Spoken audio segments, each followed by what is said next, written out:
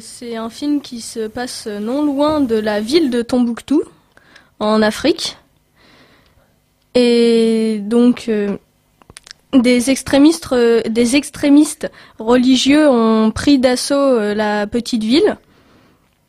Et Kidan, qui est un père de famille, qui mène une vie simple et paisible dans les dunes qui entourent le village, avec sa femme Satima, sa fille Toya et son petit berger âgé de 12 ans qui s'appelle Issam.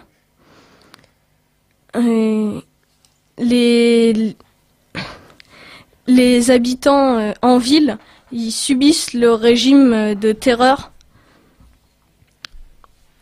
et ils sont parfois pris en otage.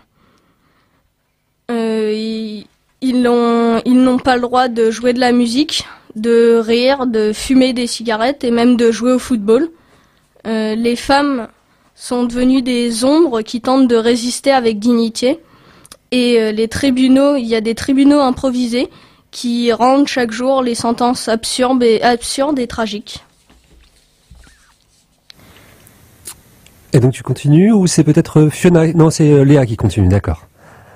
Alors, là c'était le résumé du film. Là maintenant tu vas nous parler du film en lui-même, c'est ça? Non, je vais faire un résumé biographique du réalisateur. D'accord, tu vas nous parler du réalisateur. On t'écoute. Donc le réalisateur s'appelle Abderrahmane Sissoko. Il est âgé de 53 ans. Il est né le 13 octobre 1961 à Kifa, en Mauritanie. Il a eu une enfance au Mali et il est parti à Moscou pour être formé à l'Institut fédéral d'État du cinéma. Et c'est là-bas qu'il a tourné ses premiers courts-métrages, dont un court-métrage qui se nomme Octobre, qui est présenté en 1993 au Festival de Cannes. Il en est à sa 27e année de carrière. Il a, à l'heure actuelle, tourné 16 films, dont 5 qui ont reçu des prix. Bamako, le film Bamako, qui a été sorti en 2007. Donc, il y a eu un prix des Lumières de la presse étrangère. Un prix aussi pour sa réalisation des cinémas du monde d'ici ou d'ailleurs, qui est un documentaire qui est sorti en 2013. Ce prix vient des rencontres internationales du cinéma de patrimoine et deux prix au Festival de Cannes pour son film Timbuktu, sorti en novembre 2014. Il y a 3 films qui ont été ses best-sellers. Il y a La vie sur Terre, sorti en 1997, dont il en est l'acteur principal, le scénariste et le réalisateur. En Entente de bonheur, en 2002, et il en est le scénariste et le réalisateur, et Timbuktu, dont il est également réalisateur et scénariste. D'accord. Et maintenant, j'ai l'impression qu'on va entendre Fiona. Ouais. Et tu vas nous parler de... Pour l'instant, je vais faire les conditions de tournage. D'accord. On parle du réalisateur, je vais dire aussi Abderrahmane Sissoko. Pendant le tournage du film, il a eu très peur de le tourner parce que justement, il y avait de vrais djihadistes qui étaient dans les alentours et qui avaient pris connaissance du film. Donc, ils étaient pas loin et ça lui faisait peur de le tourner. Il a changé de ville justement à cause de ces raisons. Après, je vais vous parler des infos du film. C'est un film partiellement tourné à Oualata, en Mauritanie. Il l'a tourné aussi à Tombouctou, mais pour les raisons que je vous ai dit juste avant, il a dû les faire à Oualata. Les langues parlées, il y a le tamashek, l'arabe, le français, le shanghai et le bambara. Et ça a été fait d'une adaptation d'une histoire vraie. D'accord.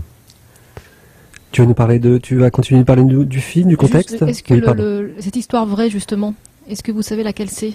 D'où le film part? Pourquoi il a eu envie de faire ce film-là? Parce que ça raconte l'histoire de 2012. C'est une époque, ça a été une époque assez dure pour les personnes vivant là-bas, et ça parle de l'histoire qui s'est passée en 2012, puisqu'on en parle toujours encore un peu. Ouais, sachant qu'il y a une scène notamment dans le film, une scène de lapidation Oui. notamment, qui en fait qui s'est passée en vrai. Et lui, il a vu ça à la télé. Il l'a vu de manière très succincte, c'est-à-dire que les médias n'en ont pas beaucoup parlé, alors que lui, pour lui, c'était extrêmement choquant. Et il a dit, mais personne n'en a parlé, et c'était choquant, donc moi, je veux faire un film là-dessus, et à partir de là. Voilà. Donc on va continuer avec toi toujours, j'ai l'impression, Fiona. Oui, je vais aussi parler du cinéma africain. Mhm. C'est très récent, ça date des années 1950, juste après la décolonisation, et ça a surtout commencé en 1960. Il y a beaucoup de réalisateurs africains, mais ils conduisent leur carrière plus depuis les pays étrangers, comme la France, la Belgique ou ailleurs. Ils ne le font pas vraiment depuis l'Afrique. Ils D'accord. ne les réalisent pas vraiment depuis l'Afrique. Tu veux dire que en fait ils tournent pas en Afrique, tu veux dire? Ils tournent en Afrique, mais le scénario qu'ils écrivent, ils les font pas. En fait, au moment où ça se passe, ils le disent pas, ils le réalisent pas vraiment. Enfin, je sais pas comment dire. Tu veux dire que c'est des coproductions françaises, franco-africaines, voilà, c'est ça. Voilà, exactement. Donc peut-être qu'ils utilisent en fait des techniciens ou qu'ils utilisent les moyens en fait francophones ou Il y français a certains, pour pouvoir. il y a certains moyens qui D'accord. sont utilisés de France ou justement de Belgique. Mais J'imagine que les studios de montage, le matériel ou ce genre de choses, ou même Certains, le oui. mixage, c'est fait en France. C'est en ça en fait qu'il y a une collaboration franco-africaine. Ouais. D'accord. Voilà. D'accord. Tu vas continuer de nous parler donc plus du contexte en fait du tournage. Peut-être tu vas continuer avec le film. Ah non, non, pardon, c'est ça va être à Alicia c'est maintenant Alicia. de prendre le micro. Alors Alicia. Moi, je vais plutôt vous parler des acteurs principaux. Il Il n'est pas peur du micro, il va pas te manger.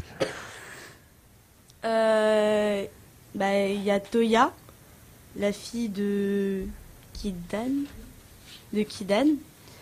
Elle est jouée par Leila Wale, Mohamed. Et Kidan est joué par Ahmed Ibrahim. Satima, c'est une des... Alors peut-être dire un petit peu qui sont les personnages, c'est le héros du film, si c'est ses parents, les liens de parenté ou les liens en fait d'amitié ou les liens entre les personnages. Kidan et Satima, c'est les parents de Toya. D'accord. Toya, c'est un peu le personnage principal parce qu'elle est comparée à une gazelle. D'accord. Donc au niveau des autres interprètes de ce film. Il y a Zabou, la sorcière, D'accord. qui est jouée par Kathleen Noël. Satima et Zabou, en fait, ce sont deux membres de deux différents groupes. Donc, ce sont deux groupes de musique. Ah, d'accord. Et sinon, la plupart des acteurs, en fait, ce sont pas des acteurs professionnels. Je les ai trouvés en fait sur les lieux de tournage pour. Oui. D'accord. La musique, j'ai l'impression donc là il y a un gros de musique. C'est évoqué par la suite là dans vos. Oui, parce qu'il y a une importance de la musique dans le film ou. On l'a pas évoqué forcément, mais oui, il y a une importance sur la musique parce qu'elle est interdite. L'interdite, en fait. voilà, c'est ça. C'est en toile de fond, c'est comme le reste en fait, c'est un peu en toile de fond sur les sujets ou les choses qui sont un peu interdites à ce moment-là, en tout cas, qui sont du moins qui sont répréhensibles entre guillemets. Alors j'ai l'impression que c'est Léa qui va reprendre le micro. C'est juste pour comment dire. Approche-toi, oui, n'hésite pas.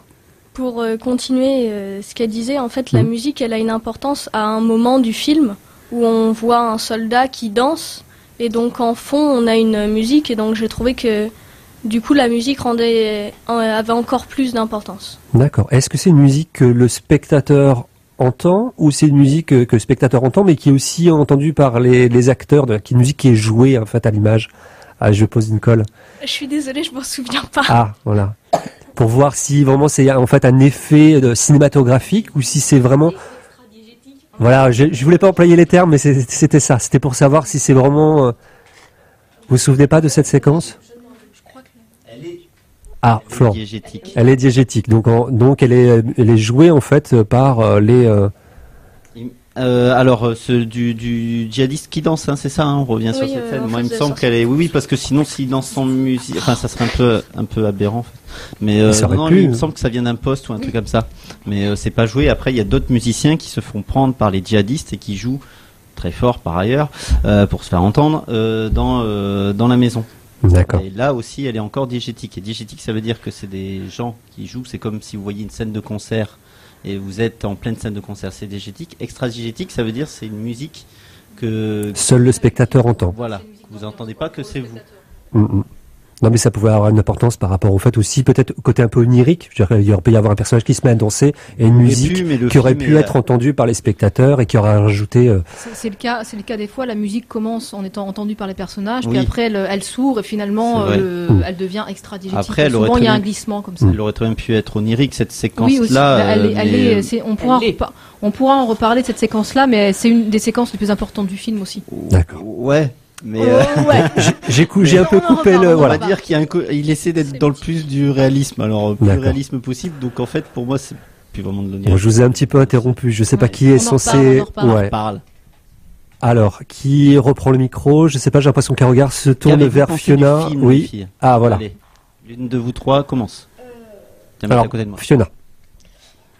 Par rapport au film, je trouve qu'il est. Les rôles par les personnages principaux, ils ont été bien joués, c'est bien fait. Les paysages sont particulièrement beaux. Je trouve par contre qu'il y a une certaine longueur du film qui, au bout d'un moment, le film devient un peu lassant à cause des sous-titres. Il peut nous emporter, il peut être très bien, mais les sous-titres font qu'on n'est pas assez concentré sur l'image qu'on nous donne et les paysages et justement ça. Et puis je comprends pas des fois le déroulement du film. C'est à un moment on peut avoir une scène, par exemple sur la mort de certaines personnes, et d'un seul coup on a un mariage, on a un mariage un mariage forcé entre une femme et un homme qui arrive comme ça, où c'est plusieurs personnages. En fait, il y a plusieurs personnages mais qui sont pas forcément tournés dans les mêmes scènes, et je trouve que c'est un petit peu dommage qu'on réunisse pas tout ça à la fin. Tu trouves que c'est un peu décousu, c'est ça? Oui, ça part un peu dans tous les sens, et on voit pas le lien entre les différents. En fait, c'est à peu près le même sujet qui est parlé, sauf que on voit, c'est pas relié à la fin. Rien n'est relié à la fin. On nous parle une seule fois du mariage. Si le mariage il avait été tourné encore plusieurs fois sur plusieurs scènes, qu'on aurait vu la fille. On revoit les personnages après, ça aurait été justifié, d'accord. Qu'on revoit les personnages reparler ou quoi que ce soit. Mais là, on a vu juste cette scène, et après, on les a pas revus. On sait pas ce qu'ils sont devenus, on sait pas ce qui leur est arrivé ou quoi que ce soit. D'accord. Et par rapport à cette séquence de mariage et le côté un peu découpé, vous en pensez quoi, Alicia, Léa, pardon? Moi, j'ai trouvé que c'était très prenant. Moi, je suis pas de ton avis, parce que j'ai bien accroché au film, mais malgré les sous-titres qu'il fallait lire, donc baisser les yeux, ne pas regarder l'image, ne pas se concentrer sur l'image, j'ai trouvé que justement ça rajoutait une sorte de charme au film, parce que ça nous immergeait dedans, parce qu'on n'avait pas c'était pas repris en français pour justement qu'on comprenne mieux. D'accord. Tu veux dire en fait que ça faisait plus naturel. Ouais. Le fait que ce soit joué en fait dans une autre langue et que ce soit sous-titré, c'était plus naturel pour toi, c'est ça? Oui, que ce soit repris par des voix françaises, enfin par des voix de la langue. D'accord. Oui, ça permet effectivement d'être complètement immersion. C'est une immersion fondu dedans. Ouais. On est vraiment avec eux, avec les personnages. Il y a pas de barrière. Voilà, c'est ça. Ouais. D'accord. Et Alicia, par rapport à ce qu'on évoquait, le côté décousu, tu es d'accord avec du coup? Je suis plutôt d'accord avec Fiona. D'accord. C'est plutôt pas accrochant. T'avais du mal à accrocher, toi? Ouais. T'avais du mal à voir le fil conducteur et de voir le lien entre les différentes séquences, les différentes thématiques. Pour moi, c'était pas très logique en fait.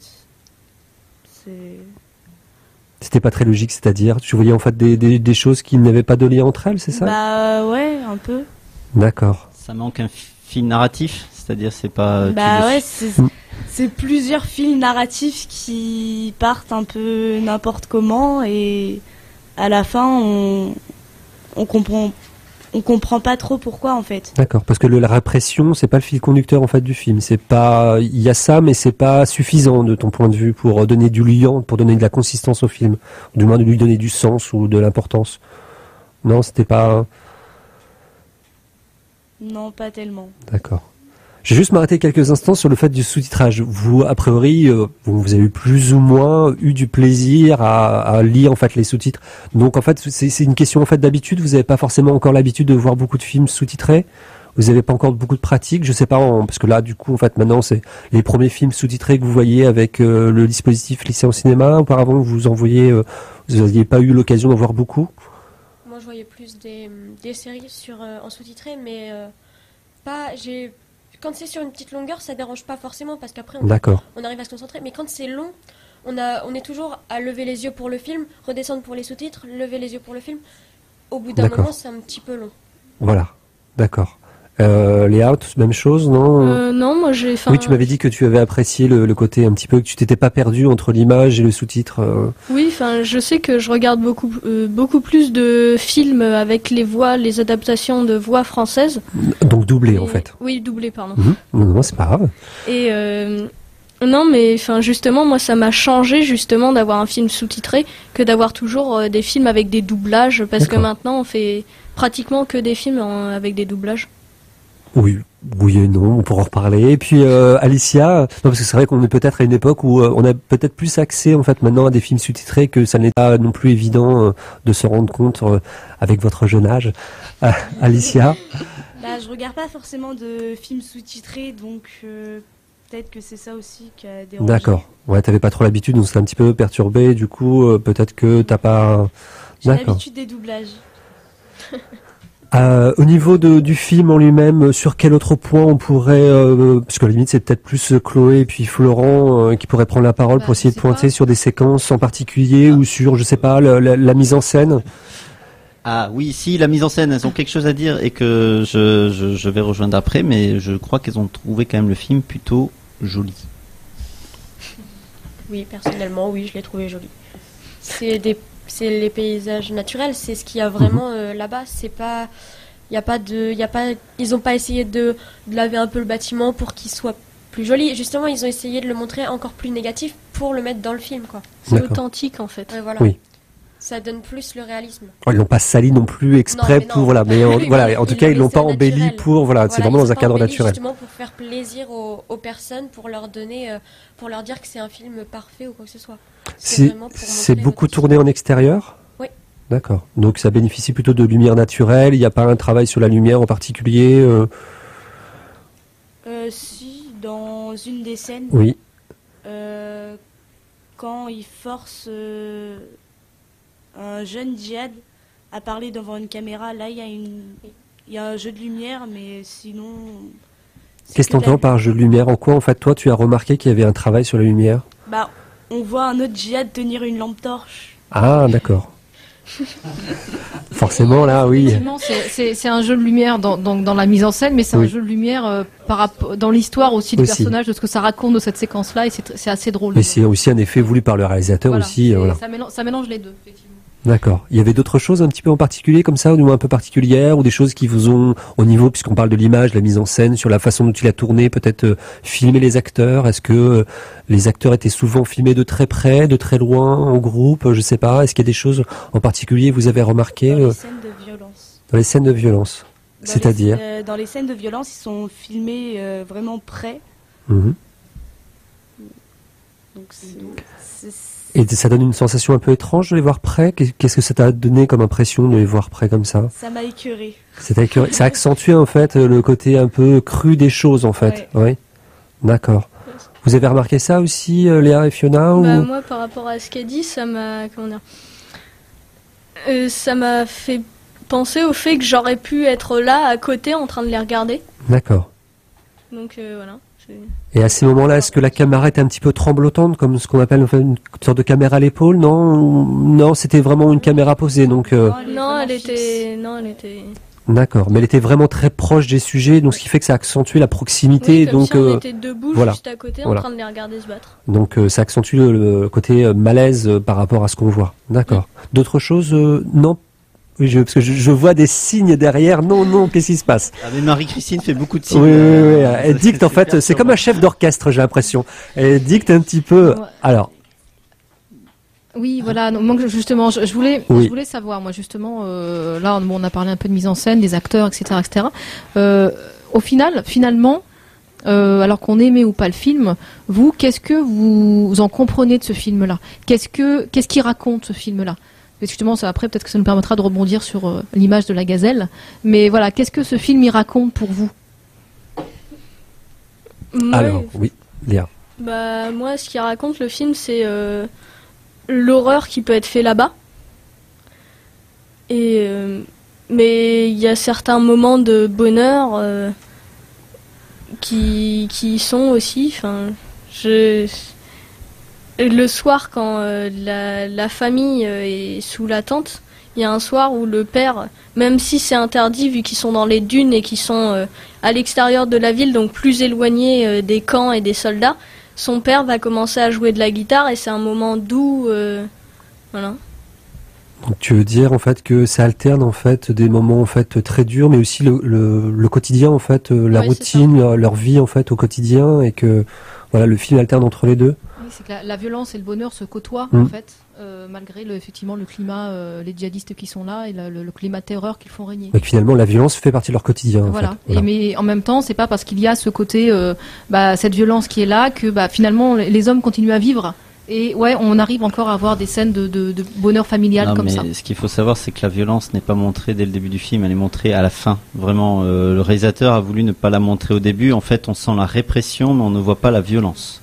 Et c'est alterné entre des moments de répression et cette histoire de Touareg qui est souvent sous la tente, souvent allongé et qui fait pas grand chose de sa vie et qui joue de la guitare en pleine nuit, en plein désert où il fait moins de 0 degré. Mais bon. Ouais, c'est vrai qu'on a cette image aussi parfois quand on voit, moi l'impression que ça m'a fait quand j'ai vu le premier plan avec la tente là des Touaregs, je dis non, c'est vraiment un plan carte postale quoi. Voilà, on voit vraiment, ça fait un peu cliché. Voilà, c'est la famille, ils sont sous la tente, ils jouent de la guitare, tout va bien. Mais en fait, c'est vrai que quand on dit ah oui, mais à côté il y a l'horreur qui se déploie, il y a la pression des djihadistes et tout ça. Donc c'est vrai que moi j'ai bien aimé ce côté un petit peu cliché de l'image qui s'oppose. Oui, alors oui, on peut trouver ça un peu surfait, mais justement j'ai bien aimé ce côté où cette image un peu cliché s'oppose à ce qui se passe dans la réalité, quoi. Voilà. Donc, juste une question pour vous deux, du coup, après on va revenir après au film, mais film de festival ou pas? Pour moi, oui, c'est un film de festival, c'est un film pédagogique. Je peux comprendre que après les lycéens, tu vois, c'est très bien pour les lycéens. Ça leur permet de comprendre un contexte en Afrique. Qui est pas forcément, enfin qui est très complexe par ailleurs. Et bon, même si c'est pas vraiment dit, parce qu'il y a plein de choses qui sont vraiment pas dites dedans, et en plus les journalistes t'aident pas du tout quoi quand on lit les critiques. Mais voilà, moi je trouve ça très pédagogique de montrer qu'effectivement le djihadisme extrême, voilà, c'est de la répression, c'est de la violence. Après, pour moi, on est dans les clichés en fait de fait pour le public vraiment occidental. Ça peut paraître un peu simpliste. Et ça, pour moi, c'est simpliste, ouais. C'est pas simple, c'est simpliste. Et maladroit même à des moments. Voilà. Mais par contre, moi je reviens à la gazelle. Justement, il y a un côté quand on dit que c'est un peu simple, c'est que c'est un peu facile dans la représentation, dans le symbolique. Donc pour vous, cette gazelle qui court, je crois que c'est toi qui disais tout à l'heure, la petite fille finalement, elle est représentée par une gazelle, etc., etc. Donc ça représente quoi justement cette petite fille, cette gazelle? Alors Léa? Moi j'ai trouvé que la gazelle en fait c'était la personnification de la petite fille en fait, parce la gazelle on la voit au tout début du film et elle court et on voit des djihadistes qui essaient de la rattraper et dont un qui lui dit non, la tue pas, il faut que tu la fatigues avant. Et à la fin du film, donc on voit la petite fille Toya. Oui. Qui court dans les dunes et en fait c'est à ce moment-là qu'on fait le rapprochement entre la gazelle et elle, et voilà, parce que elle est fatiguée de la vie là-bas, de ce que les djihadistes ont instauré, et Et pourquoi, à ton avis, le réalisateur, ou à votre avis, à toutes les trois, pourquoi, à votre avis, il y a cette image de la gazelle? À quoi ça sert, entre guillemets? Quel est le propos qui essaie de passer? Bon, il y a un parallèle, vous parlez de parallèle, mais pourquoi vous pensez que le réalisateur a utilisé cette image-là de la gazelle? Ce serait pour faire passer quoi comme image en plus, comme idée en plus, qu'il ne pouvait pas faire passer avec le personnage Fiona, Léa, Alicia? Parce que vous avez vu le parallèle, mais... Ils sont traités comme des animaux, non? Tu vois en fait une analogie, ou du moins quelque chose de similaire entre le personnage, ou du moins les personnages et la gazelle? Ouais. Il y a la fuite. La fuite, d'accord, la crainte en fait par rapport aux djihadistes. Malgré la peur de se faire tuer, elle a le courage de s'enfuir. D'accord. Donc, faut déjà avoir une grosse force pour pouvoir courir et s'enfuir, sachant qu'ils sont plus grands qu'elle. Ils sont capables de la rattraper. Ils ont les voitures, ils ont tout ce qu'ils veulent. Donc, ils la rattrapent quand ils veulent. Sauf qu'elle a quand même l'envie de réussir à partir et vivre une vie plus belle. Elle a la volonté en fait de partir. Là, vous parlez de la gazelle ou vous parlez du personnage? Les deux, parce que oui. Quand une gazelle se fait pourchasser, elle a le courage de réussir à continuer à courir. Voilà. D'accord. Et donc, en fait, ce que l'on ressent par rapport au personnage de la gazelle, du coup, on l'interprète aussi, on l'assimile en fait au personnage. D'accord. Mais Toya, en fait, c'est pas la seule à courir vers la fin. Il y a le motard. Il y a le motard, mais il y a aussi le petit garçon. Le berger. Donc ils s'enfuient tous. Il y en a que 3 qui trouvent le courage de résister aux djihadistes en fait. D'accord. Il n'y en a que 3 qui ont cette plus grosse volonté. C'est justement les deux. Il y a les 2 plus jeunes du film, ce qui est assez fort parce que quand on est jeune, on n'a pas forcément cette capacité-là à pouvoir s'enfuir. Et pourtant, quand on est grand, il y a plein de personnes qui pourraient se dire on peut essayer de partir à un moment où ils ne surveillent pas forcément. Et c'est plus beau de montrer que c'est des enfants qui sont capables de faire ça parce qu'à tout âge, on est assez courageux pour faire ça. D'accord, donc a priori, les personnages les plus forts du film sont les plus jeunes. Oui. D'accord. Donc effectivement, par rapport à la gazelle et le fait, la gazelle, elle court. Au début, on voit la gazelle courir et on pense vraiment à quelque chose de la liberté. Elle s'éclate dans la savane, là, elle court, elle est toute seule. Et c'est après qu'on voit effectivement qu'elle est poursuivie. Donc c'est vrai que, ouais, vous avez raison. On a cette image de liberté qui est d'un coup arrêtée par les djihadistes qui arrivent et qui installent la terreur. Et c'est vrai que les adultes. Bah oui, ils résistent pas beaucoup. Et du coup, c'est les enfants c'est l'avenir finalement c'est l'avenir qui a été un petit peu, freiné, voilà, bousculé dans sa vie, mais qui continue quand même, quoi. Voilà. Mais ils réagissent pas. En général, les adultes ne réagissent pas. Mais au début du film, on voit une dame, une poissonnière, il me semble, assez forte, qui s'opposent aux djihadistes parce qu'ils veulent que toutes les femmes portent des gants, je crois, et oui, voilà, des gants, et oui, elle paraît jeune, elle est jeune, voilà, mais elle est quand même adulte puisqu'elle tient la boutique, et elle est emmenée vers le milieu du film. On voit qu'elle a quand même accepté, je pense, de force, mais qu'elle a quand même accepté le port des gants qui était obligatoire. Donc le seul personnage adulte du film qui résiste au début du film, c'est cette poissonnière et qui finalement abdique quelque part au milieu du film. Et donc les seuls personnages qui seraient les vrais résistants à ne pas lâcher jusqu'à la fin, c'est les enfants qui finissent par fuir, de ce que je comprends. D'accord.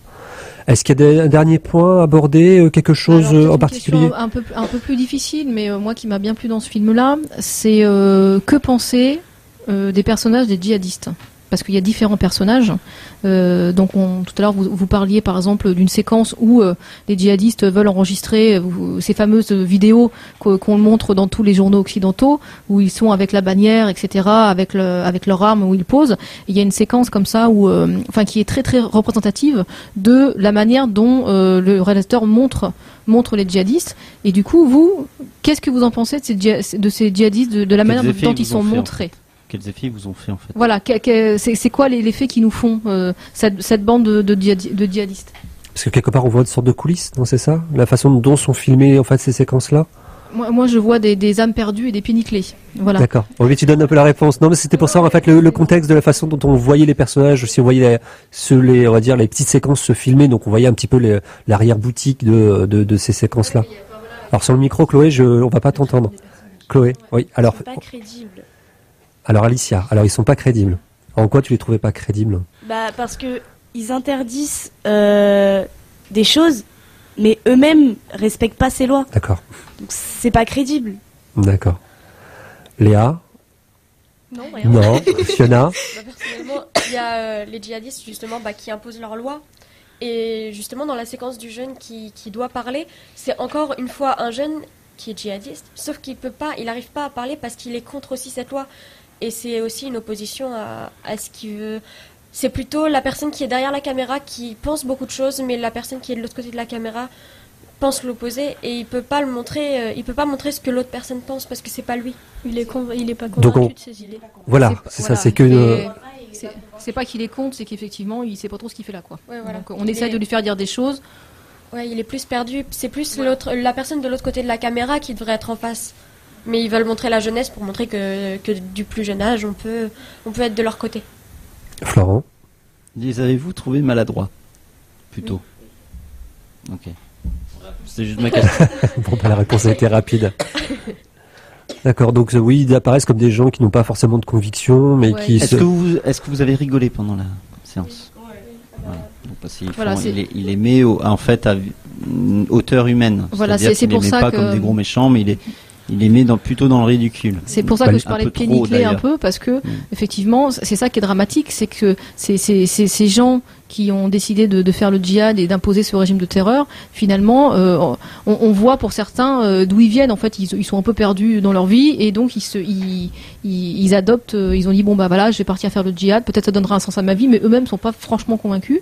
Et il y a cette fameuse scène qui pour moi est une des plus importantes du film en ce qui concerne le traitement des djihadistes, c'est-à-dire la scène où on a une scène de lapidation, et le montage est fait en parallèle avec celui qui danse.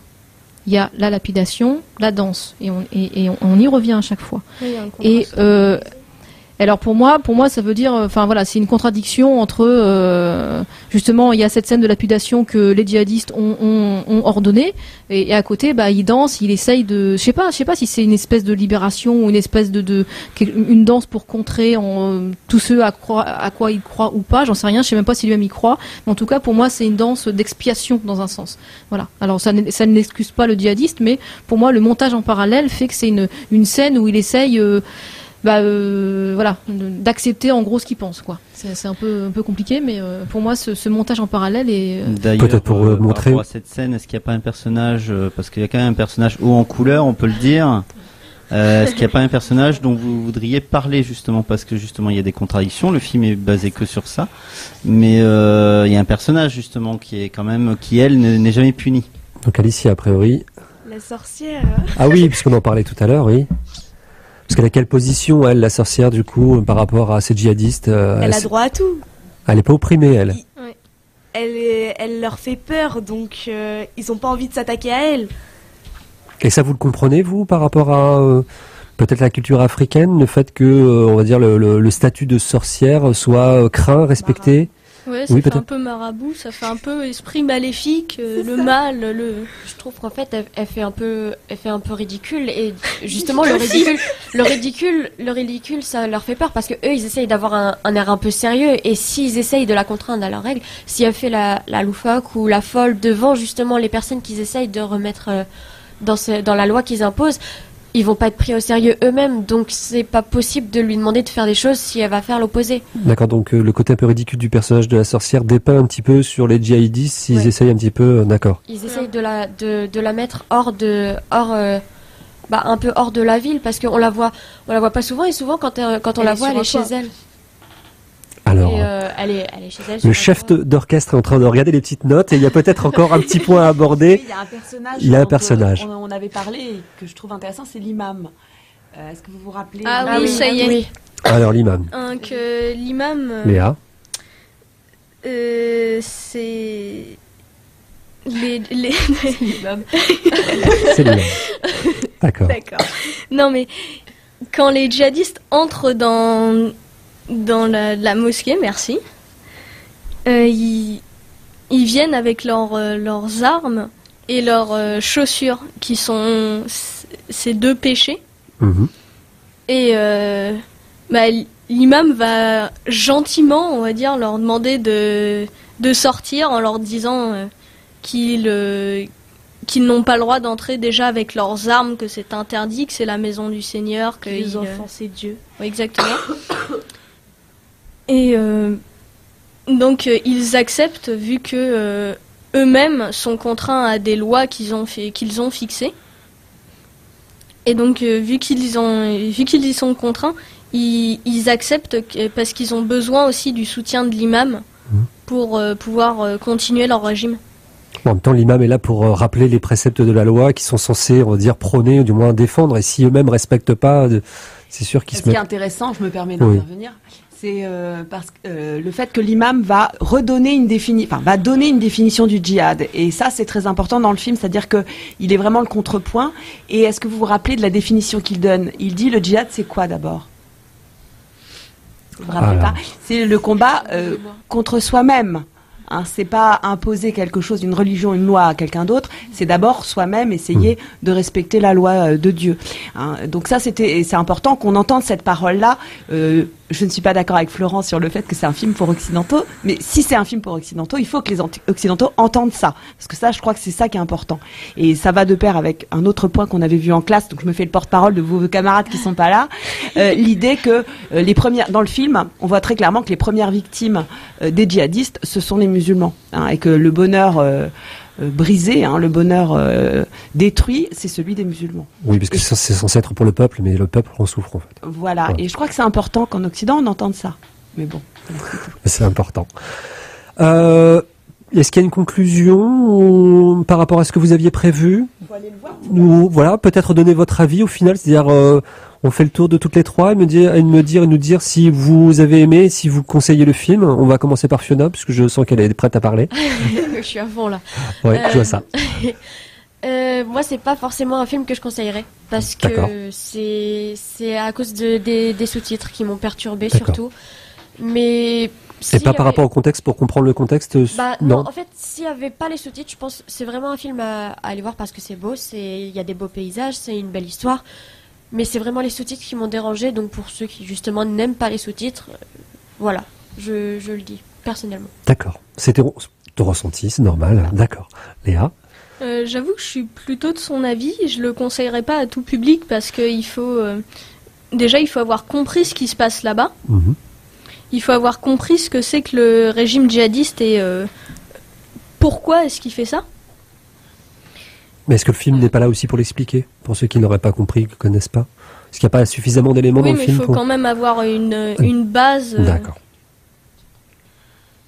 Ah oui, alors micro, parce que là, si vous communiquez entre vous deux, oui. Alors Fiona, tu disais que... Il faut avoir une certaine culture. Oui, il faut avoir une connexion avec les infos, avec une connaissance, ce qui se passe dans la vie. D'accord. Tu voulais rajouter quelque chose, Léa, ou on passe et on finit avec Alicia? Moi non plus, je le conseillerais pas à tout public parce qu'il faut aimer la lecture parce qu'il y a beaucoup de sous-titres, même si c'est immersif, je crois que c'est ça, oui. Oui.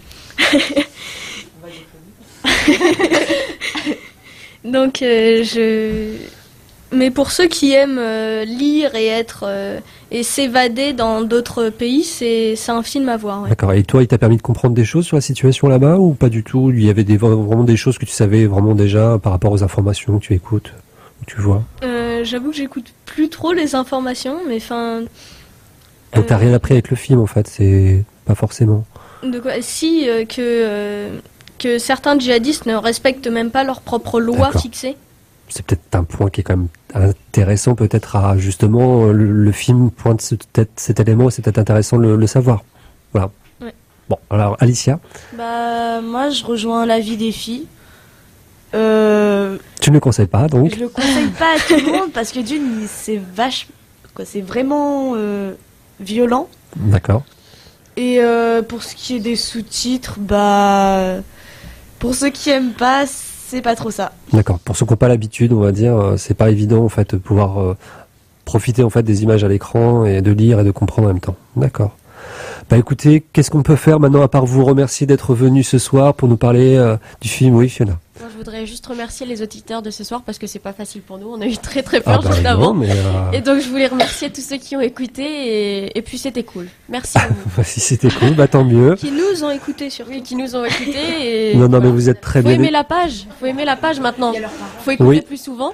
faut aimer la page et puis D'ailleurs, vous aurez donc l'occasion de pouvoir réécouter en fait la chronique et donc ça, Florent va pouvoir nous en dire en fait sur. Oui, dès jeudi, elle sera sur le site parce que maintenant je m'y tiens. Et puis même sur la page. Tu nous as pas demandé ce qu'ils ont conseillé nous Timbuktu, hein? Bah oui, parce que j'allais vous en parler après avec vous. Non, mais allez-y, dites-moi alors. Du coup, moi je le conseille pas en fait. Je suis entre deux. En fait. Ça c'est tranché, ça. Merci. Je le conseille parce pour le côté didactique des choses.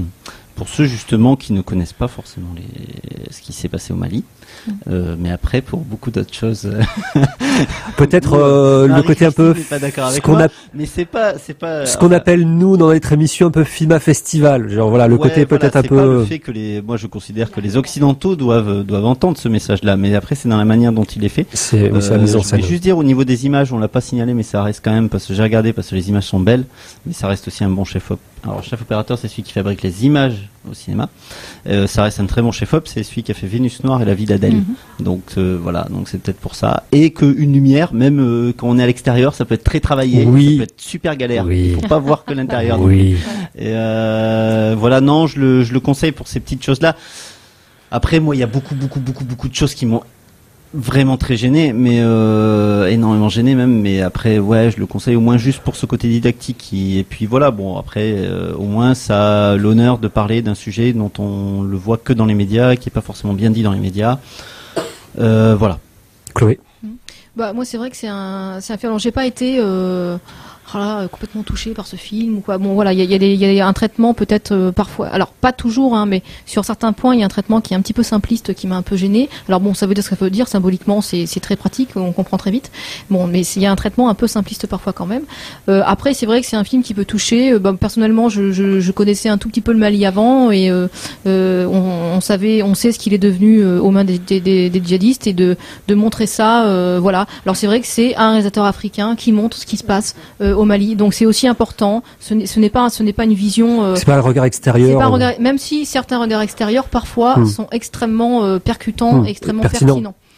Mais c'est pas le côté un peu ethnographique, ethnologique. Voilà, là pour le coup, c'est un restaurant africain qui parle de ce qui se passe. Alors lui, il est mauritanien, là ça se passe au Mali, c'est le voisin, c'est le pays voisin. Donc voilà, en ça effectivement, c'est intéressant d'y aller. Après, en tant que objet filmique même, purement de cinéma, c'est vrai que le rythme il est lent. C'est vrai que des fois les scènes sont un peu décousues aussi. Il nous montre. Oui, là c'est décousu, c'est un film choral un petit peu. Donc voilà, c'est vrai que en tant que pur objet de cinéma, c'est vrai que c'est pas forcément un film qui est accrocheur. C'est plus c'est plus ce qu'il raconte. Oui, il y a des belles scènes, mais les belles scènes, parfois pour moi, sont même un peu simplistes aussi dans la symbolique. La seule belle, vraiment, moi, j'ai trouvé belle scène, mais elle est mal mise dans le film. C'est la scène du foot. Oui, voilà. elle est. Non mais c'est en ça que je dis qu'elle est un peu simpliste parce que symboliquement, c'est vrai qu'elle est mal insérée dans le film. Elle aurait pu être largement plus magnifique et là. C'est un petit peu trop. Il y a un truc qui va pas dans le Il y a au niveau là où il l'a mise dans le film ou de la manière dont il l'a fait débuter, il y a un problème qui fait que moi ça n'a pas fonctionné complètement, même si je vois bien ce qu'il a voulu faire, mais voilà. D'accord, donc ton avis aussi est mitigé. En fait, on est plutôt d'accord avec Chloé. Bon, voilà. Bon on va remercier encore Alicia, Léa et puis Fiona. Peut-être à une prochaine émission. Et puis les lycéens, lycéennes, on les retrouve. Quelle date? Il y a déjà une date de posée. On ne sait pas. Ce sera le mardi 20 janvier. Le 20 janvier déjà, d'accord. On va retrouver mardi 20 janvier. Moi non plus. Voilà, ça sera la surprise. Voilà. C'est pourquoi. Et ce sera pour quel film? Alors oui, non, alors voilà. C'est pas ça. C'est pas ça, c'est l'autre. Voilà, je viens de poser la question. Oui, parce que Samuel n'est pas encore au courant. Oui, voilà. En fait, on va s'inviter. On est vraiment bien ici, et on est à la moitié. Alors en fait, tu as répété à plusieurs reprises que c'était lycée en cinéma, mais ça n'est pas lycée en cinéma, c'est Prix Renoir. On fait partie du Prix Renoir, donc on voit 8 films dans l'année, et là on est à mi-parcours. On a vu 4 films, donc on va faire un petit palmarès, et puis on viendra avec des avis contradictoires. On va inviter 3 élèves qui n'auront pas choisi le même film, et puis on va les faire débattre, partager leurs arguments avec vous. Donc j'espère que vous aurez vu tous les films. Alors est-ce que tu peux nous rappeler? Alors je vous rappelle, le premier film qu'on avait vu, c'était Les Combattants. Ensuite, attendez, je vais passer la parole à mes élèves. Oula. Léa, ça y est, trop de mémoire. Allez, Fiona. Sur la vie. Alicia. Le sel de la terre. Voilà. Alors hors micro, qui vivent et Timbuktu. Très bien. D'accord, très bien. Bravo. Merci. Et donc ça sera. Les prochains, c'est. Alors on a juste Lilting. Lilting, oui. Lilting, voilà. Et on n'a pas les autres parce qu'il y a un petit problème visiblement pour le 6e film et donc pour l'instant j'attends, j'ai pas de nouvelles. Donc et Lilting, on va le voir fin janvier. J'attends des nouvelles de mon partenaire, le Café des Images, pour parler. Ils sont lents, le Café des Images. Moi, je tiens à dire que Timbuktu passe encore au café. Oui, je crois qu'on peut aller voir quand même pour se faire un avis perso. Voir quand même pour se faire un avis perso. Voir quand même pour se faire un avis perso. Voir quand même pour se faire un avis perso. Voir quand même pour se faire un avis perso. Voir